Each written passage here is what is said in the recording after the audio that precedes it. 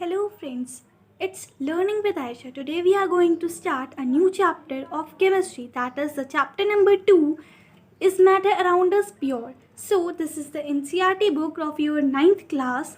I'm taking off this book or another if you want is another books also. This chapter is there. I will give you a full review of this chapter. Okay, so let's begin with the chapter. Is the matters which are around us, they are pure or not? Now you will ask, what is a matter? A matter is a substance which contains some type of space. Means here I am putting this marker, so it is having some anything that contains some type of the space and have mass in it, that is known as a matter. Clear this point? And is it pure or not? There is a cheese there is a thing which names the pure. अब ये pure होता क्या है? तो pure का मतलब होता है जो साफ़ हो, जिसके अंदर एक ही तरीके की चीज़ मिलाई गई हो, कोई और चीज़ें ना मिलाई हों. अगर हम आगे बढ़ें इनके बारे में, तो जो मैटर्स होते हैं वो दो तरीके के होते हैं, प्योर, इम्प्योर. अब प्योर भी दो तरीके के होते हैं, एलिमेंट्स और कंपाउंड्स. जो इम्प्योर सब्सटेंसेस होते हैं वो होते हैं मिक्सचर्स. आपको मैंने बता दिया प्योर सब्सटेंसेस एलिमेंट्स होते हैं, कंपाउंड्स होते हैं, इम्प्योर मिक्सचर होता है. मैं आपको ये एक शॉर्ट रिव्यू, एक आपको छोटा सा एग्जांपल से समझाती हूँ कि प्योर सब्सटेंसेस कैसे होते हैं, एलिमेंट्स और compounds. Here a substance is there like water. Now what do you want? What do you see? That water. For which thing it is made up of? अब water बना किन चीज़ों का होता है? ये बना होता है हमारा जब हम हाइड्रोजन प्लस करें ऑक्सीजन को, तो हमारा क्या आता है? वाटर बन जाता है. मीन्स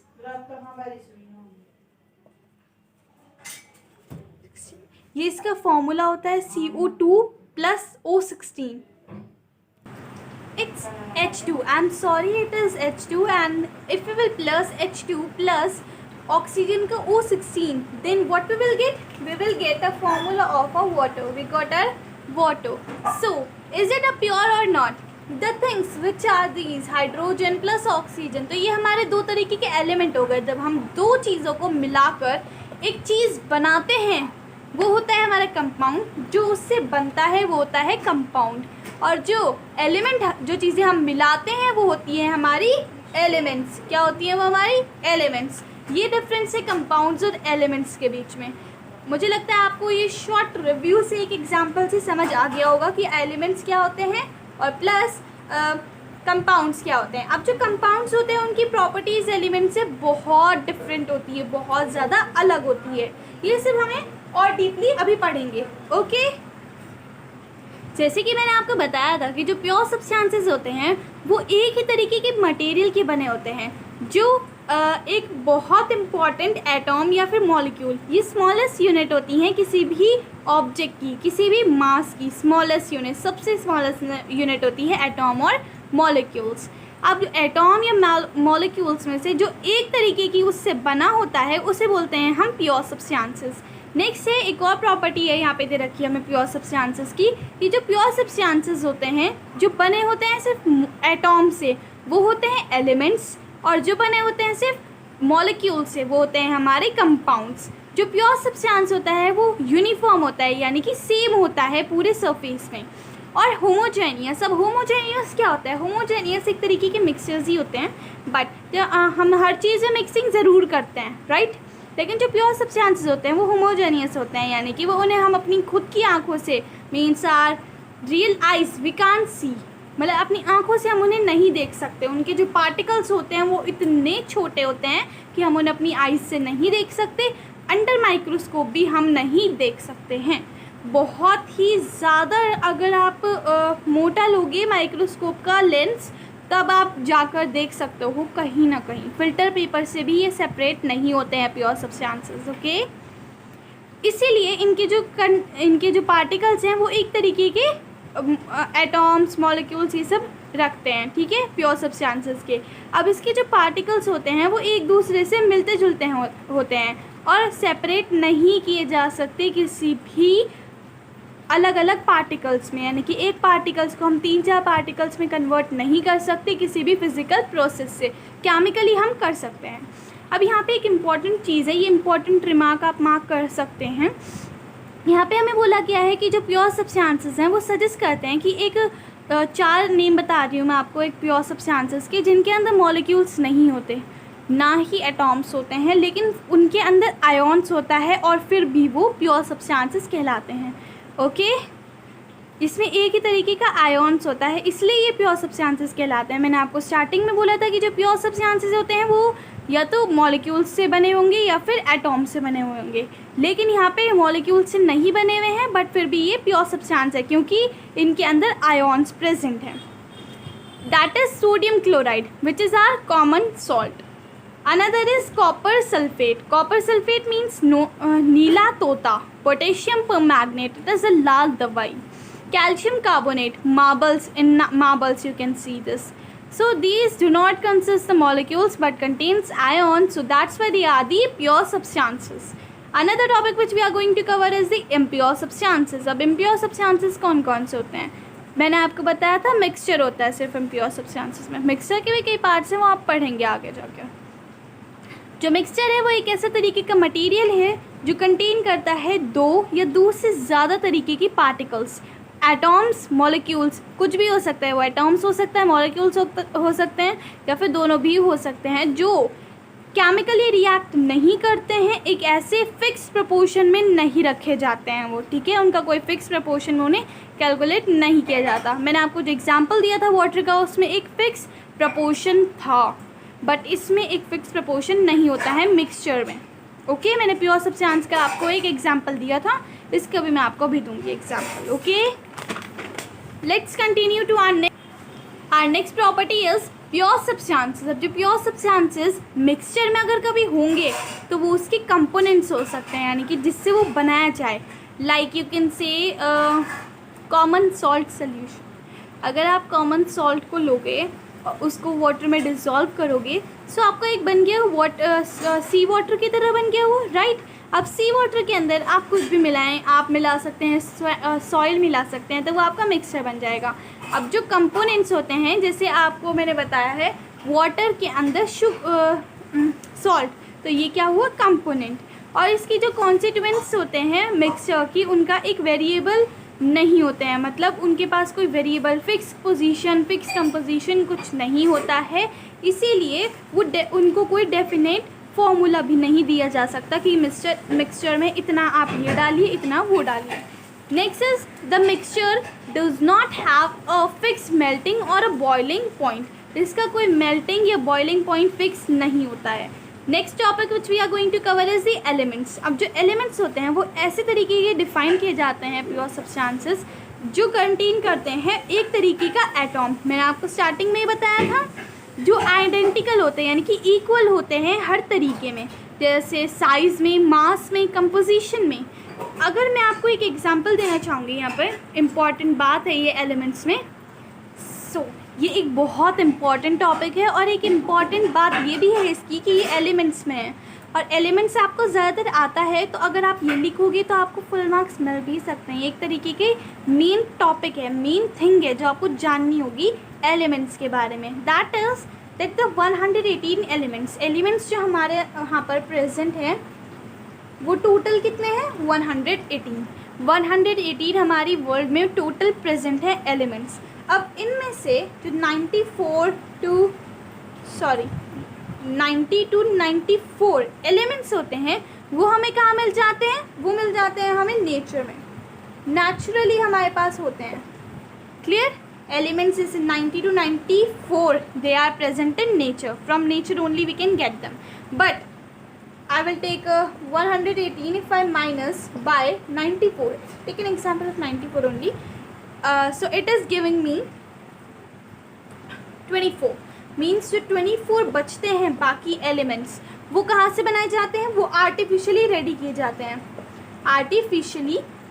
जाते हैं, man mades. Okay, you can say this thing. ये एक इम्पॉर्टेंट हेडिंग से आप डाल सकते हैं एलिमेंट्स के बारे में कि वर्ल्ड में टोटल कितने प्रेजेंट होते हैं एलिमेंट्स, उनमें से आपके पास नेचुरली कितने मिलते हैं और आप आर्टिफिशियली कितने प्रिपेयर करते हो। ये आगे की क्लास में भी आपको आ सकता है question. Okay, so make it as a headline.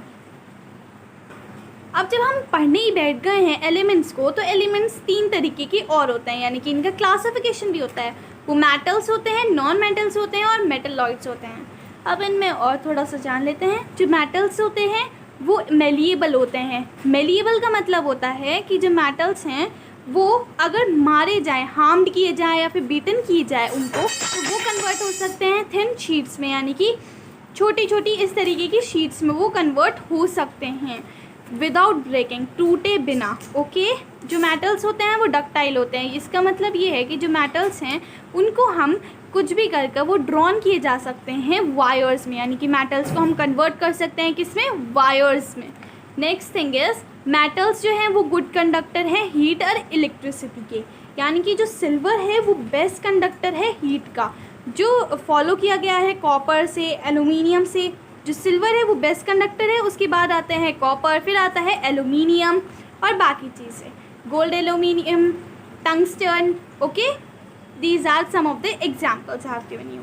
जो मेटल्स होते हैं वो लस्टर होते हैं, इसीलिए वो ज्वेलरी बनाने के लिए इस्तेमाल होते हैं, यानी कि शाइनिंग होते हैं जो मेटल्स होते हैं। अब जो मेटल्स होते हैं वो जनरली बहुत हार्ड होते हैं, कैड़े होते हैं, बट कुछ को छोड़ के, जैसे कि सोडियम और पोटेशियम, ये दो नाम है Na के, इनकी शॉर्ट फॉर्म है, केमिकली फॉर्मूला इनका है Na ओके। सो ये बहुत ज़्यादा सॉफ्ट होते हैं और आसानी से अगर नाइफ से भी कट लग जाए तो टूट जाते हैं। This is the important thing about metals. जो मेटल्स होते हैं उनका एक हाई टेंसाइल स्ट्रेंथ होती है, यानी कि स्ट्रॉन्ग और लंबी स्ट्रेंथ होती है उनकी मेटल्स की। ओके, ये ज़्यादा से ज़्यादा वेट अपने अंदर मतलब झेल सकते हैं, पकड़ सकते हैं बिना टूटे। जो मेटल्स होते हैं वो सॉलिड होते हैं रूम के टेम्परेचर पे, लेकिन मर्करी को छोड़कर जो लिक्विड होता है रूम के टेम्परेचर में, यानी कि अगर रूम में कोई मेटल्स रखा है तो वो सॉलिड ही रहेगा, बट अगर हम मर्करी की बात करें तो वो लिक्विड बन जाता है। रूम टेम्परेचर यहाँ पे बोला गया है, जब हम हीटिंग करते हैं ना किसी भी मेटल को तो वो सॉलिड में ही रहता है। ओके, अगर हम उसका टेम्परेचर बढ़ा दें तो वो सॉलिड ही रहेगा, बट मर्करी को छोड़कर वो क्या बन जाएगा, वो लिक्विड बन जाता है रूम टेम्परेचर पे। अब जो मेटल्स होते हैं उनका एक हाई मेल्टिंग और बॉइलिंग पॉइंट होता है, यानी कि जल्दी पिघल भी जाते हैं और जल्दी बॉयल भी हो जाते हैं। अब जो मेटल्स होती है उनके पास एक बहुत ज़्यादा डेंसिटीज़, अब डेंसिटीज़ क्या होंगी आप आगे के चैप्टर्स में बायोलॉजी में पढ़ेंगे आई थिंक। सो डेंसिटीज़ बोलते हैं गहराई। ओके, अगर हम इस गहराई की बात ही कर रहे हैं तो डेंसिटीज़ की, तो इनका एक बहुत हाई डेंसिटीज़ होती हैं, लेकिन सोडियम और पोटेशियम को छोड़कर जो लो डेंसिटीज़ होती है जिनमें। अब जो मेटल्स हैं वो ज़्यादातर सिल्वर या ग्रे कलर के होते हैं, लेकिन गोल्ड को छोड़कर। गोल्ड आपने देखा होगा ना, गोल्ड ज्वेलरीज, तो वो येलो कलर की होती हैं। और कॉपर एक तरीके की रॉड टाइप होती है, उसका रंग होता है रॉडिश ब्राउन। यहाँ पे जो बोला गया है कि सोनड्रस होते हैं मेटल्स, यानी कि अगर हम दो तरीके के मेटल्स को लें और उन दोनों को एक साथ खनखनाएं तो उनसे एक तरीके की आवाज़ प्रोड्यूस होती है, तो इसलिए वो सोनड्रस होते हैं। अब नंबर 2 आ जाता है हमारा नॉन मेटल्स। जो नॉन मेटल्स होते हैं वो नॉट मेलिएबल होते हैं, यानी कि वो ईजिली ब्रेकेबल हो सकते हैं, आसानी से टूट सकते हैं अगर हम उसे हार्म या फिर कट करने की कोशिश करें, और ब्रिटल होते हैं। ठीक है, वो ब्रिटल होते हैं, मेलिएबल नहीं होते, आसानी से टूट जाते हैं।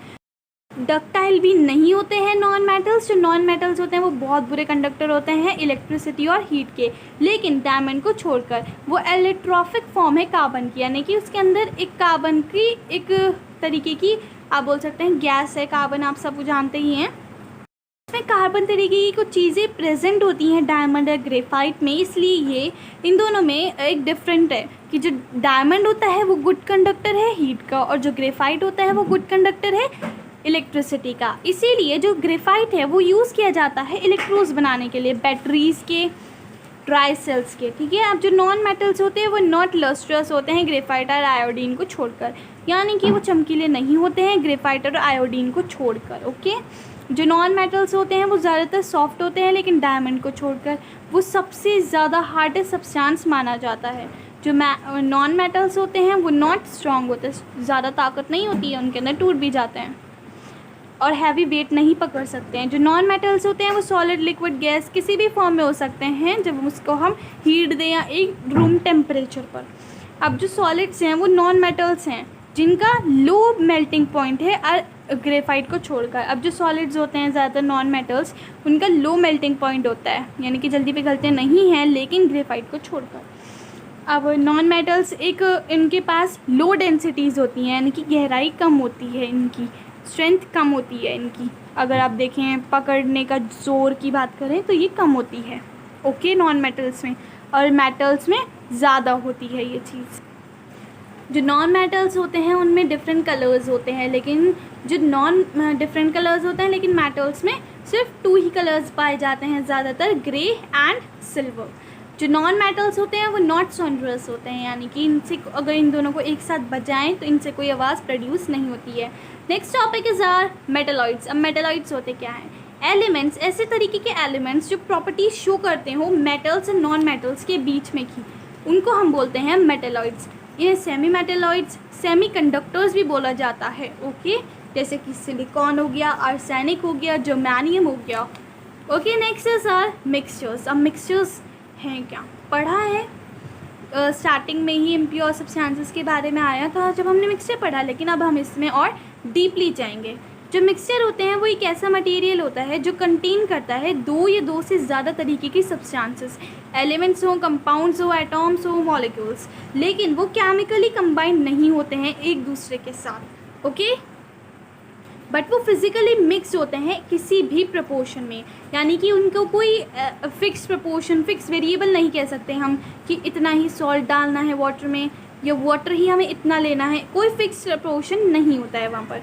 अब जैसे एक एग्जांपल ले लेते हैं एयर का। एयर मिक्सचर है कौन कौन सी गैसेस का? ऑक्सीजन का, नाइट्रोजन का, कार्बन डाइऑक्साइड का, वाटर गैसेस हैं अलग अलग तरीके की, स्टीम्स आ जाती हैं एयर्स में, इनर्ट गैसेस बोलते हैं, जैसे स्मोक्स वगैरह प्रोड्यूस होती हैं फैक्ट्रीज से, वो जो एयर के साथ मिक्स हो जाती हैं उसे बोलते हैं हम इनर्ट गैसेस। हेलुएम नेम दे रखे हैं वहाँ यहाँ पर कुछ, ठीक है, नियॉन, आर्गॉन, या so these were the some gases which were present in air. Air में हम इतना सारा मिक्सचर देख पा रहे हैं, तो एयर क्या हुई? एक मिक्सचर हो गई, राइट। एग्जाम्पल एक और है यहाँ पे मिल्क का। मिल्क कोई प्योर सब्सटेंस नहीं, वो एक इम्प्योर सब्सटेंस है, जिसके अंदर फैट होता है, वाटर होता है और प्रोटीन्स होता है मिक्स। अगर एग्जाम्पल्स की बात करें अगर हम, और तो हमारे पास आ जाता है शुगर सोल्यूशन। शुगर सोल्यूशन इसको हम देख नहीं सकते अपने आइज से, लेकिन ये भी एक तरीके का मिक्सचर ही होता है। सी वाटर हो गया, पेट्रोल हो गया, केरोसिन ऑयल हो गया, कोल हो गया, सॉइल हो गया, paint, glass, board, dyes, soft drinks हो गई, बटर हो गया, ये सारी चीज़ें क्या हैं? हमारी मिक्सचर्स हैं, ओके। नेक्स्ट टॉपिक पे आते हैं हम, वो हैं टाइप्स ऑफ मिक्सचर। अब जो मिक्सचर्स होते हैं वो 2 तरीके के होते हैं, homogeneous and heterogeneous. If you talk about the homogeneous, it is a type of a solution और a mixture in which the homogeneous has a uniform composition. Uniform यानी कि सेम होता है कंपोजिशन पूरे सरफेस के पास। अब इसकी कंपोनेंट्स की बात करें तो ये विजिबल नहीं होगा हमें अपनी आँखों से या फिर माइक्रोस्कोप के अंदर। इसका बस मैं आपको अभी के लिए एक ही एग्जाम्पल दे रही हूँ। A solution of sugar in water is a homogeneous solution in liquid state, यानी कि अगर शुगर को हम पानी में मिलाएं तो एक होमोजेनियस सोल्यूशन बन गया है। अब नेक्स्ट हमारे पास टॉपिक आ जाता है मिक्सचर्स में ही। मिक्सचर्स में एक नया टॉपिक है, दैट इज़ हेट्रोजेनियस मिक्सचर्स। अब हेट्रोजेनियस मिक्सचर्स होते क्या हैं? ये इसी तरीके के मिक्सचर्स होते हैं जिनका यूनिफॉर्म कंपोजिशन नहीं होता है पूरे सरफेस में। इनको हम अपनी आइज से देख सकते हैं, इनके पार्टिकल्स ज़्यादा होते हैं, like sugar in sand. Sugar के अंदर अगर हम सैंड मिला दें आप उसे आराम से देख सकते हैं, आराम से उसे निकाल भी सकते हैं, तो दैट इज़ अ हेट्रोजेनियस, जिसे हम माइक्रोस्कोप में भी देख सकते हैं और अपनी आंखों से भी देख सकते हैं। एग्जाम्पल मैंने आपको दे दिया है। अब नेक्स्ट टॉपिक के पास बढ़ते हैं हम। ये मैं आपको कुछ क्विक रिवीजन दे रही हूँ मिक्सचर्स का। जो मिक्सचर्स होते हैं वो होमोजेनियस होते हैं, हेट्रोजेनियस, दोनों में से कुछ भी हो सकता है मिक्सचर, ओके। जो कंपोजिशन होता है मिक्सचर का वो वेरिएबल होता है, मीन्स दैट द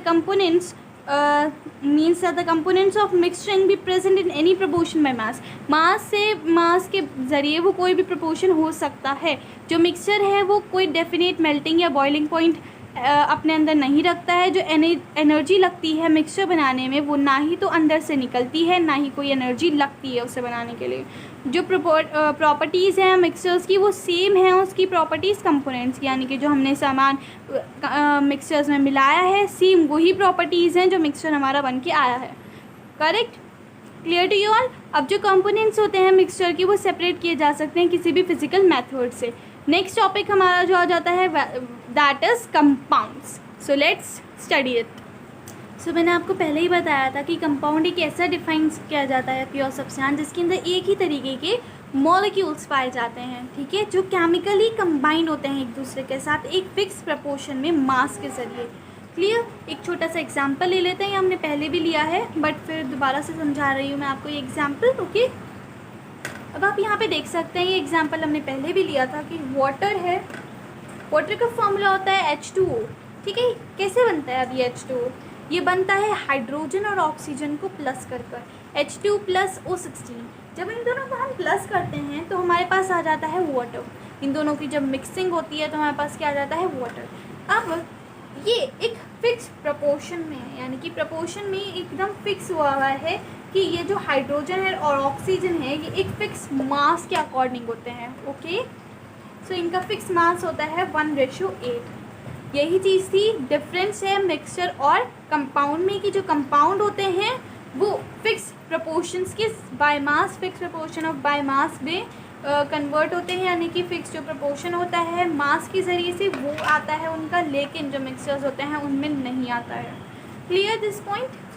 अब हम देखने जा रहे हैं थोड़ी सी प्रॉपर्टीज़ कंपाउंड्स की। जो कंपाउंड होता है वो हमेशा बना होता है सेम एलिमेंट्स का, यानी कि जो एलिमेंट्स होते हैं वो सेम होते हैं हमेशा, वो कंबाइन किए जाते हैं एक दूसरे के साथ एक फ़िक्स प्रपोर्शन मास के ज़रिए से, ठीक है।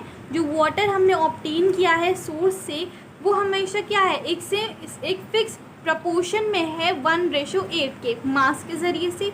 अब देखो जो केमिकल कंपाउंड्स होते हैं वो हमेशा बनते हैं केमिकल रिजल्ट से। क्या वो उनका रिज़ल्ट कैसा आता है? जब हम केमिकल कंपाउंड्स को कुछ करते हैं, उनमें कुछ कंपाउंड बनाते हैं या कुछ ऐड करते हैं तो उनका रिज़ल्ट एक केमिकल रिएक्शन आता है, ठीक है। जो प्रॉपर्टीज़ हैं बताती हैं कि जो डिफरेंस है कंपाउंड्स और दोज ऑफ इट्स कंपोनेंट्स, अब उसके कंपाउंड्स और कंपोनेंट्स में कितना डिफरेंस है, वो केमिकल रिएक्शन में आता है। जो कंपोनेंट हमारा जो सब्सटेंस बनता है और जो हमारा कंपाउंड होता है, आई मीन जिससे हम कंपोनेंट्स को हम मिक्स करते हैं कंपाउंड बनता है। जो कंपाउंड होता है वो हमारा केमिकल रिएक्शन से बनता है। ओके, जो कंपोनेंट्स होते हैं वो केमिकल कंपोनेंट्स होते हैं। Next is a compound has a definite molecular formula and fixed melting in the boiling point। Mixture में इसका उल्टा था बट कंपाउंड्स में मॉलिक्यूलर फार्मूला है एक, जिसका मतलब ये है कि जो फिक्स मेल्टिंग पॉइंट है और एक फिक्स बॉइलिंग पॉइंट है किसका? कंपाउंड का। अब जो क्या बोलते हैं आपका कंपाउंड है वो सेपरेट नहीं किए जा सकते उसके कंपोनेंट से किसी भी फिजिकल मेथड से। अब जो एनर्जी निकलती है, जो हीट होती है वो लगती है और जो निकलती है उससे तो वो कंपाउंड में होती है, यानी कि हीट एब्जॉर्ब भी होती है और रिलीज भी होती है जब कोई कंपाउंड फॉर्म होता है। ये एक होमोजेनियस मिक्सचर है, यानी कि ये हम अपनी नेक्ड आइज से नहीं देख सकते हैं। ये कुछ मैं आपको इम्पॉर्टेंट नोट्स बता देती हूँ यहाँ पर। जो कंपाउंड्स होते हैं वो होमोजेनियस होते हैं, लेकिन उसके जो कंपोनेंट्स होते हैं वो होमोजेनियस, हेट्रोजेनियस कुछ भी हो सकते हैं। अब जो सोल्यूशन है कॉमन सॉल्ट का, शुगर का, कॉपर सल्फेट का वाटर में, वो होमोजेनियस है, लेकिन फिर भी उसे हम मिक्सर्स क्यों बोलते हैं? बताइए क्यों? उनके लिए ये प्रॉपर्टीज़ हैं। देखिए, जो कॉमन सॉल्ट का सोल्यूशन है वो प्रॉपर्टीज़ शो करता है उसके कंपोनेंट्स की, इसलिए वो कॉमन सॉल्ट और वाटर है। यानी कि जब भी कोई कंपोनेंट्स होते हैं, दो तरीके के कंपोनेंट्स हैं, जो उससे मिलकर बनेगा कंपाउंड, वो अपनी कंपोनेंट्स की कोई भी प्रॉपर्टी शो नहीं करेगा, बट यहाँ पर शो कर रहा है इसलिए वो मिक्सचर है। अब जो कंपोनेंट्स हैं सॉल्ट सोल्यूशन की वो सेपरेट किए जा सकते हैं फिजिकल मेथड से। जो कंपोजिशन है सॉल्ट सोल्यूशन का वो किसी भी मात्रा में है, वेरिएबल है। ओके, आई होप आप सब कुछ समझ आ रहा होगा जो मैं पढ़ा रही हूँ। So the components of a mixture has a fix boiling point. उनका कोई फिक्स बॉइलिंग पॉइंट नहीं होता है जो सॉल्ट सोल्यूशन होता है, लेकिन कंपाउंड्स में होता है। जो कंपोनेंट्स होते हैं मिक्सचर के वो सेपरेट नहीं किए जा सकते, वो सेपरेट किए जा सकते हैं किसी भी फिजिकल मेथड से। लेकिन एलॉय को छोड़कर। एलॉय जो होता है वो एक तरीके का मिक्सचर ही होता है, बट जो एलॉयस होते हैं वो होमोजेनियस मिक्सचर्स होते हैं। इनके अंदर दो या दो से ज़्यादा तरीके के मेटल्स को मिलाकर एक मेटल बनता है जो सेपरेट नहीं किया जा सकता किसी भी फिजिकल मेथड से। केमिकल मेथड से वो चेंज हो सकता है। अब हमने फिजिकल मेथड, केमिकल मेथड, इतना कुछ बात की है, आपको समझ नहीं आ रहा होगा शायद, राइट? बट ये आप सबने पहले भी पढ़ा है, physical methods and chemical changes. So we are going to learn the next topic is physical and chemical changes. These are the two type of the changes which occurs mostly in the chemistries. Okay, physical change. अब physical change क्या होता है? ये एक ऐसे तरीके का change होता है जिसमें जो physical properties होती हैं substance की वो change नहीं होती हैं और कोई भी नया substance form नहीं होता है, उन्हें हम physical चेंजेस बोलते हैं. अब जो फिजिकल चेंजेस होते हैं वो कुछ ही देर के लिए होते हैं, यानी कि टेम्परेरी होते हैं, बट वो इजीली रिवर्स किए जा सकते हैं, यानी कि वापस उसी फॉर्म में भी हम उन्हें ला सकते हैं. जैसे कि जो मेल्टिंग ऑफ आइस है, अगर हमने आइस मेल्ट कर दिया, वो बन गया हमारा वाटर, और फ्रीज हो गया वाटर, तो क्या बन गया? वो वाटर, वो आइस बन गया हमारा वापस, राइट? तो ये एक फिजिकल चेंज है, कोई केमिकल चेंज नहीं है. इससे कोई नया सब्सटेंस फॉर्म नहीं हुआ है. हम वाटर को आइस में कन्वर्ट कर सकते हैं, आइस को वाटर में, यानी कि रिवर्सिबल है ये, right? Breaking of glass from glow. अब यहाँ पर ये सिंपल एग्जांपल्स हैं. Glowing of an electric bulb. Electric bulb जाके आप स्विच से ऑन करेंगे, स्विच से बंद करेंगे, वो खुल जाएगा बल्ब, बंद भी हो जाएगा bulb. Easy, that is a physical changes. Okay, now our next is chemical changes. Chemical changes एक ऐसे तरीके के चेंजेस होते हैं जिनमें हमेशा कोई ना कोई न्यू सब्सटेंस फॉर्म होता है, उन्हें हम केमिकल चेंजेस बोल देते हैं. अब जो केमिकल चेंजेस होते हैं वो परमानेंट होते हैं, वापस वो हम टेम्परेरी नहीं होते कि कुछ ही देर के लिए, नो, दे आर परमानेंट, और उनको रिवर्स नहीं किया जा सकता. जैसे आप देख लीजिए, एक एग्जांपल दे देती हूँ मैं आपको. इसका एक सिंपल सा एग्जांपल है. आपने एक छोटा सा पेपर ले लिया आपने कोई भी, उससे उठाकर आपने, मैं इसे उठा रही हूँ लाइक, और मैंने इसे आग में डाल दिया. मीन्स यहाँ पर हीट है, ये मैंने लिख रखा है हीट है, आप सबको समझ भी आ रहा होगा एग्जांपल से. मैंने इसके अंदर क्या करा, अपना वो पेपर डाल दिया. अब मैंने जब वो पेपर डाल दिया, सो उस पेपर से अब एशेस फॉर्म हो जाएंगी. जब वो अच्छी तरह जल जाएगा तो वहाँ पर क्या बचेगा? देखिए, इस तरीके का सब्सटेंस हो जाएगा, छोटे छोटे पार्टिकल्स हो जाएंगे, इतने इतने पीस रह जाएंगे पेपर के, ये इससे भी छोटे छोटे से इतने इतने से पीसेस रह जाएंगे. तो और कुछ हवा में उड़ जाएंगे, ज़्यादा जल गए होंगे, वो कहाँ चले जाएंगे? गैस बनकर हवा में उड़ जाएंगे, स्मोक बनकर. क्या बनकर? स्मोक. यहाँ पर हमारा क्या फॉर्म हुआ? स्मोक फॉर्म हुई पेपर को जलाने से, राइट? कुछ एशेस के पार्टिकल्स भी रह गए, ऐश फॉर्म हुई, स्मोक फॉर्म हुई. अब ये दो चीज़ें जो फॉर्म हो रही हैं, क्या हम इसे रिवर्स कर सकते हैं? उस जले हुए ऐश को लेकर और उस जो स्मोक प्रोड्यूस हुई है उसे वापस डालकर क्या मैं एक पेपर फिर से बना सकती हूँ? I want to ask you, is it true और not? No, I can't. No, I can't do that. How? It is a permanent change and it cannot be reversed. It is a chemical change. This is a short example to you all to explain you about a chemical change. Clear? This is the difference between the chemical and a physical change. अब इन दोनों के difference के बारे में हम थोड़ा सा और जान लेते हैं कि जो फिजिकल चेंजेस होते हैं वो अपनी चेंजेस लाते हैं फिजिकल प्रॉपर्टीज़ में ऑफ द, जो उसके सब्सटेंसेस होती हैं उसमें यहाँ चेंजेस आते हैं. A physical change brings changes in physical properties. Physical properties में वो चेंजेस लाता है उसके सब्सटेंस की, जैसे कि उसका स्टेट बड़ा हो जाएगा, साइज़ घट सकता है, बढ़ सकता है, शेप कुछ भी हो सकती है. एग्जाम्पल दिया मैंने आपको.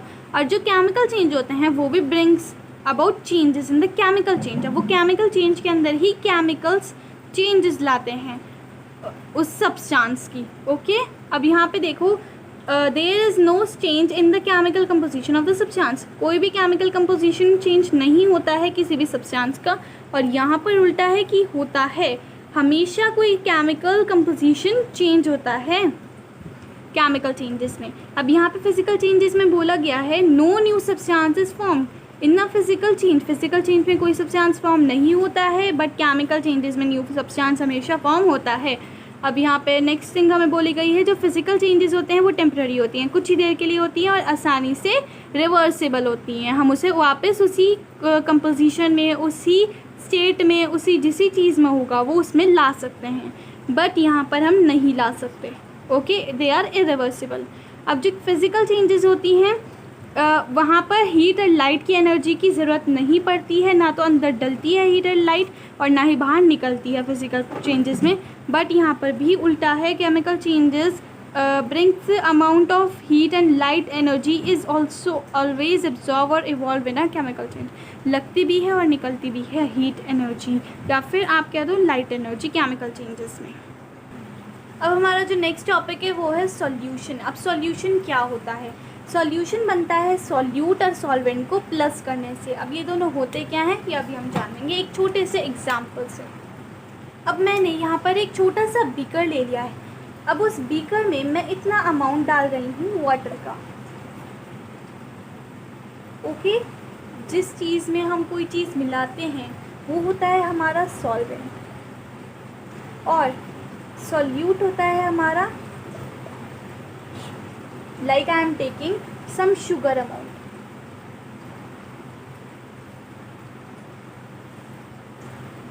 इसमें मैंने शुगर डाला, पर कितना डाला? इतना डाल दिया। अब वो दोनों जाकर मिक्स हो गए, और ठीक है इस तरीके से दोनों जाकर मिक्स हो गए।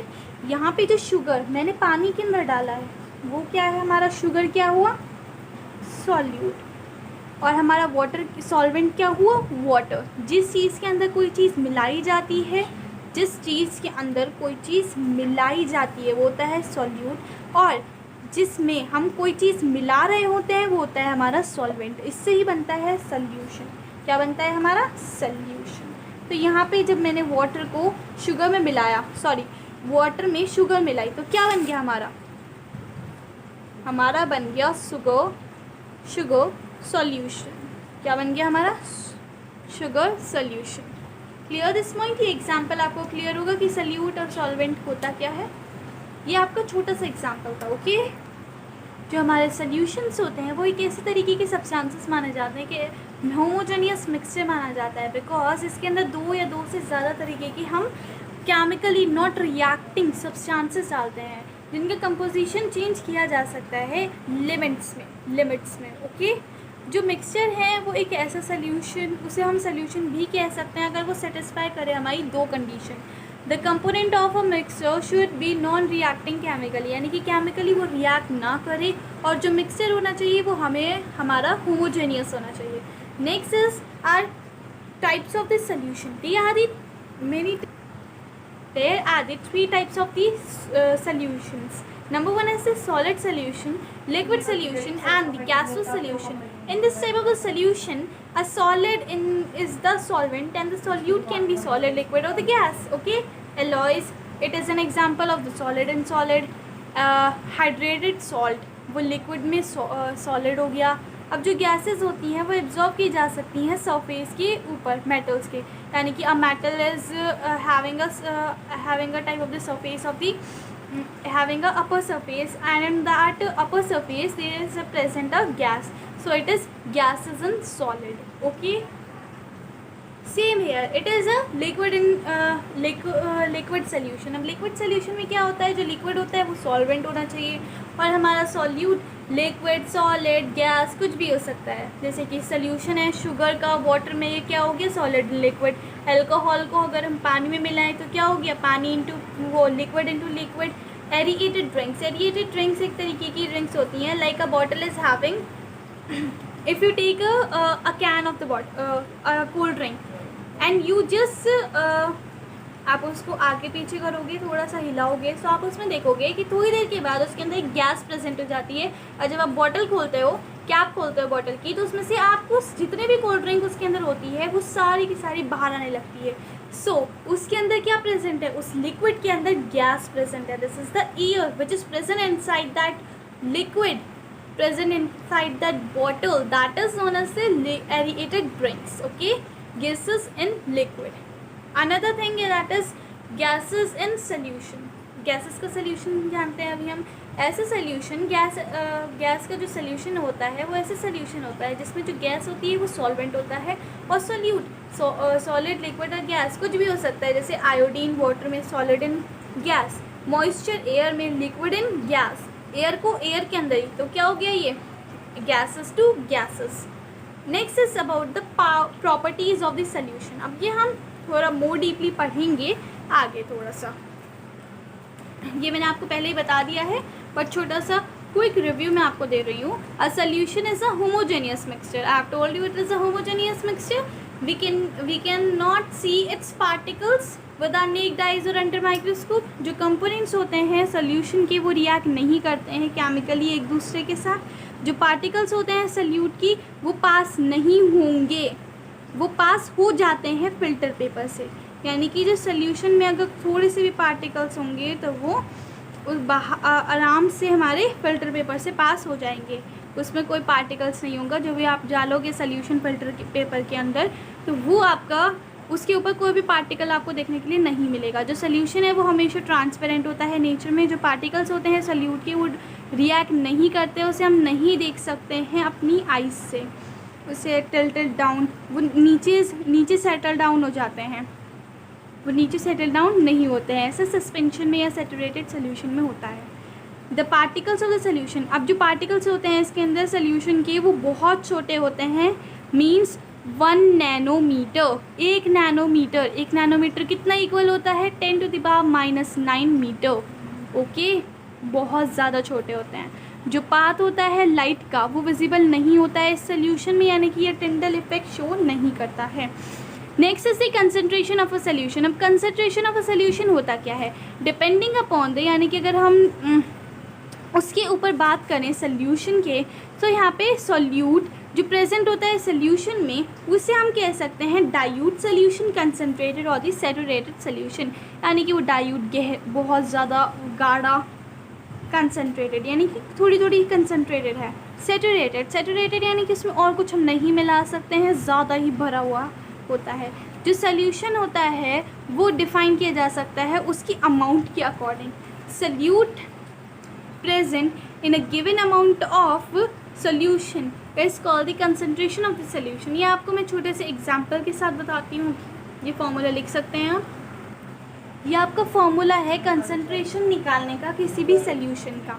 मास of solute upon the mass of solution into the 100%।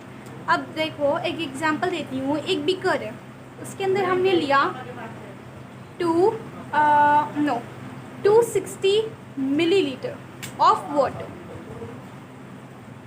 किसका लिया, पानी का। हमने कितना लिया 260 मिलीलीटर, राइट। ये क्या हो गया हमारा सॉल्वेंट, करेक्ट। हमें सॉल्वेंट पता लग गया है। सॉल्वेंट कितना हो गया, I am writing here, okay. Solvent कितना है हमारा 260 मिलीलीटर। अब यहाँ पर इसके अंदर मैंने मिलाया शुगर को। किसको मिलाया, शुगर को। कितना मिलाया इसमें मैंने शुगर, 2 यहाँ पे मिलीलीटर नहीं milligram, okay, milligram you can take. यहाँ पर मैं ले रही हूँ 100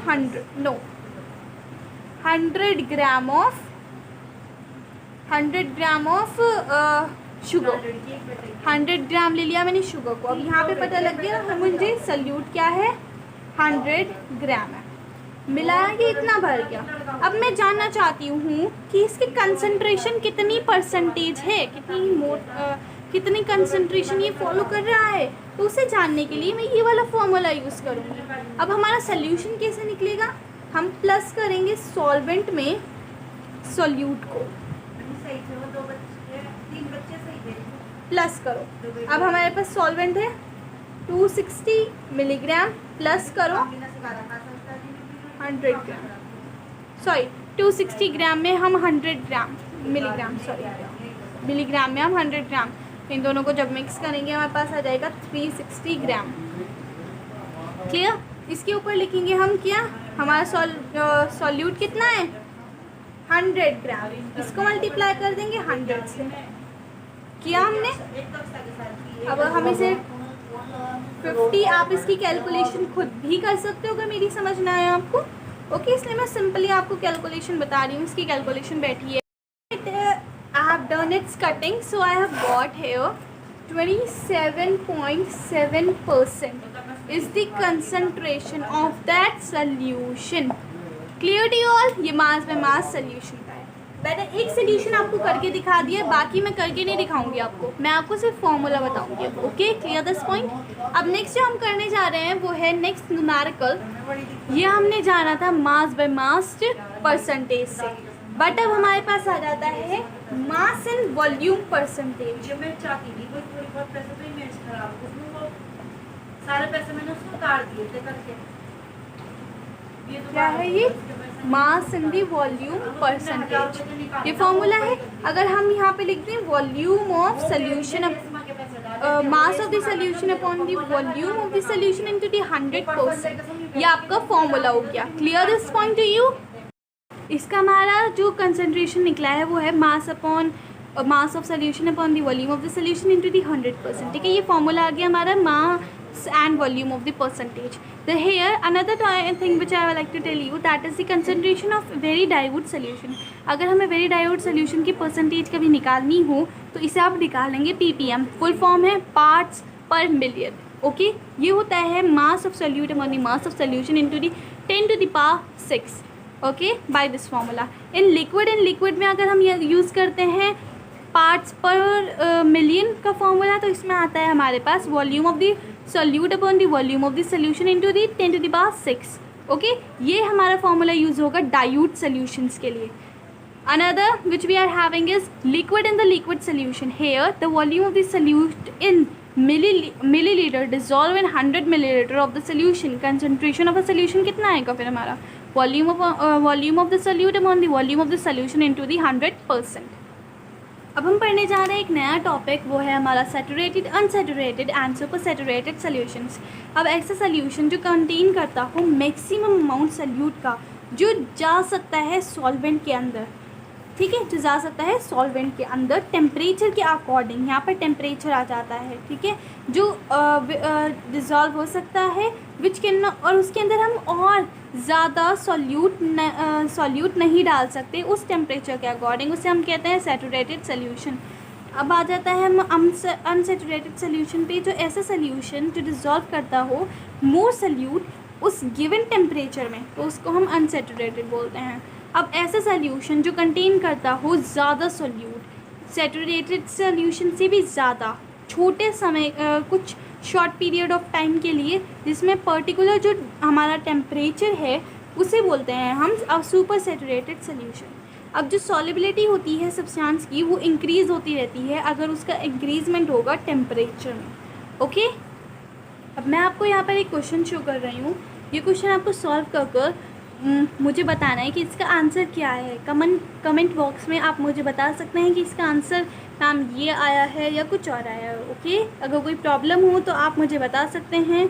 आई am here to help you. Okay, so it is a calculate the mass of the glucose and mass of water required to make 250 gram of 25% of solution of glucose.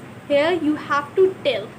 Okay, calculate the mass of the glucose. Glucose का जो mass है वो बताना है हमें, mass by mass of water required to make. अब mass में जो वाटर है वो भी आ गया है यहाँ पे, तो ये हमारा यूज़ होगा मास बाय मास परसेंटेज से। ठीक है, मैंने आपको बता रखा है इसके लिए फॉर्मूला क्या है और किस तरीके से हम इसे सॉल्व करेंगे। Okay, so our next topic is about the suspension. अब सस्पेंशन होता क्या है? A suspension is a heterogeneous mixture, यानी कि इसकी पार्टिकल्स हम अच्छे से देख सकते हैं। इन विच द सोल्यूट, जिसमें सोल्यूट की जो पार्टिकल्स होते हैं वो अच्छी तरह मिक्स नहीं होते हैं, वो बीच में या लास्ट में रुक जाते हैं और उसके ऊपर हमारा सॉल्वेंट हो जाता है, तो उसे बोलते हैं हम सस्पेंशन। एग्जाम्पल के तौर पे हम ले सकते हैं पेंट, मिल्क, मैग्नीशिया का, कॉमन लैम्प, जूस, वाटर, और यू कैन टेक। ओके, जो सस्पेंशन होते हैं वो ज़्यादातर फॉर्म होते हैं सब्सटेंसेस में जो सॉल्यूब होती हैं वाटर में। जो सस्पेंडेड पार्टिकल्स होते हैं जो बीच में ही रुक जाते हैं या एंड में रुक जाते हैं बॉटम में, तो उसे हम सस्पेंडेड रहते हैं, वो सस्पेंडेड रहते हैं कुछ समय के लिए अगर उन्हें हम छोड़ दें अकेला, कुछ छेड़े बिना।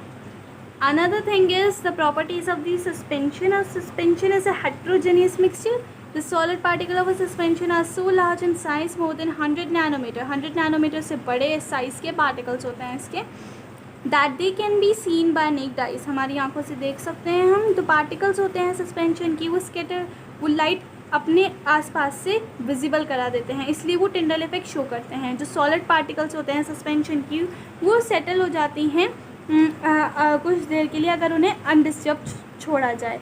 जो पार्टिकल्स होते हैं सस्पेंशन की, वो पास हो जाती हैं फिल्टर पेपर से, वो पास नहीं हो पाते हैं फिल्टर पेपर से. जो सस्पेंशंस होते हैं वो ओपेक हो सकता है या फिर ट्रांसलूसेंट हो सकता है. ओपेक यानी ट्रांसलूसेंट यानी कि धुंधला, ओपेक यानी कि बिल्कुल ही जो छोटे छोटे पार्टिकल्स शो कर रहा हो, डर्टी सा हो जाता है वो.